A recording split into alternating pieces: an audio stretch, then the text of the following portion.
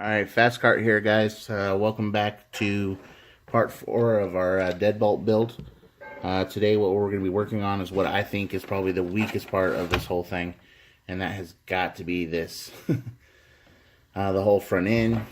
I know also have issues when this thing is flexing. You can see this bar right here. It hits onto the drive shaft. So, and this, I definitely do not like this. So we're going to be addressing all this today. Okay, the way we're going to be addressing this is I got this off of eBay, $21. It's going to have all the parts for the front end. We're also going to be putting one of these servos. First time I'm going to try this servo. This is a $20 servo, all metal, waterproof. We'll be putting on a different servo horn. Got 2 of these off of eBay for $5.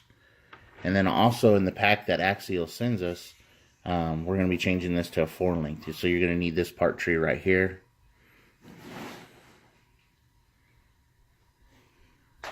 As the easiest thing I found to do is probably just take the whole axle out. We're going to start by taking the servo off and going down and putting our 4-link in first. And then we'll work back up where we put the servo and then the arms, since everything will be connecting.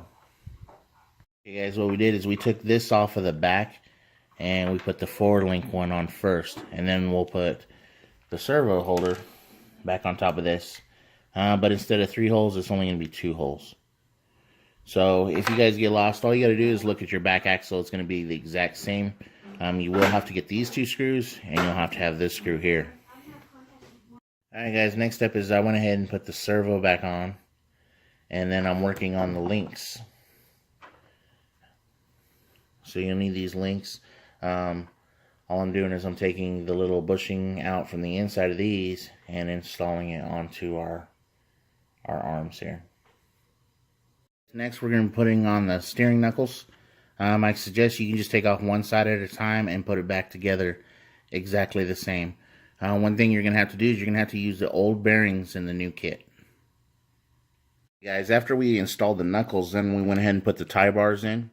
And they give you all the hardware to do this. And you put the screws from the bottom up so that it's not catching on nothing. They do give you a nut for both sides. But on this side, the screw is not long enough. Now the knuckle is threaded. I didn't want to depend on that. So I went ahead and got a longer screw. It's the same size as this side. And I still had to take a spacer and put in there.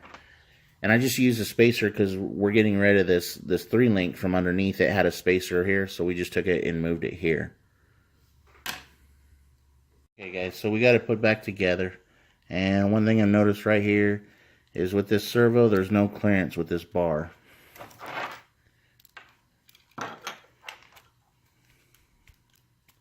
It hits there. So I'm going to have to take out that bar and we'll just Dremel it down a little bit. Okay guys, next thing we did was we plugged in the servo and powered everything on. Make sure your trim's set to 0 and then put the servo horn on.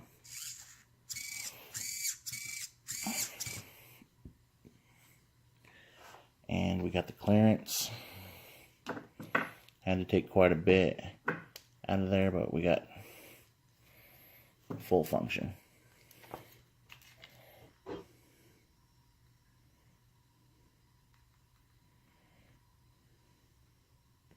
Alright guys, we got it back together.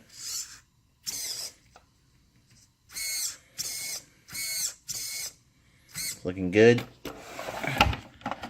And now when it flexes all the way to one side, drive shaft completely still clears with the 4-link.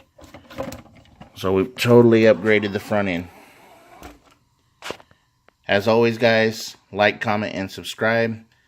Check me out on Facebook under name Fast KRT, Fast KRT, and we'll see you on the next episode.